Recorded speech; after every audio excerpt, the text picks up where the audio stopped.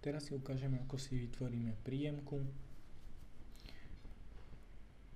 Označíme si sklad, pridať tovar na sklad.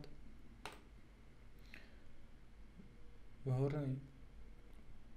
hornej lište si môžeme doplniť nejaké údaje ako variabilný symbol či dodávateľ. Takisto si môžeme doplniť IČO. Tu v ľavej strane vidíme dané položky, ktoré sa nachádzajú aktuálne na sklade. Podľa príjemky či dodacieho listu si určíme, ktoré položky chceme pridať. Teda prvotne dáme ocot, máme ho na kusy, teda dáme 10 kusov octu. Suma za jednotku, teda za jeden kus 0,3 €. Tu nám to takto vypočíta celkovú sumu. Môžeme si tu určiť dátum spotreby. Dáme pridať. Daná položka je pridaná. Môžeme vytvoriť nejakú ďalšiu, napríklad tú múku.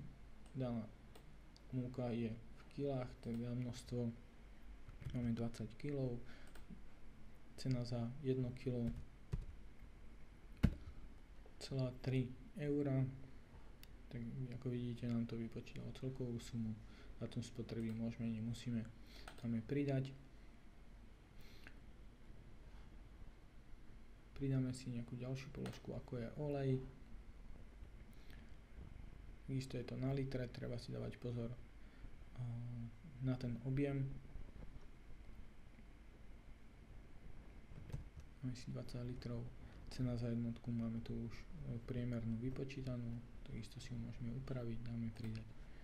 Ak sme teraz zistili, že danú položku, pri danej položke sme sa pomýlili, si ju označíme, dáme odobrať. Danú položku môžeme brať. Ak teraz je všetko správne, dáme OK, systém nás upozorní, že tovar bol uložený a prevedený na sklad.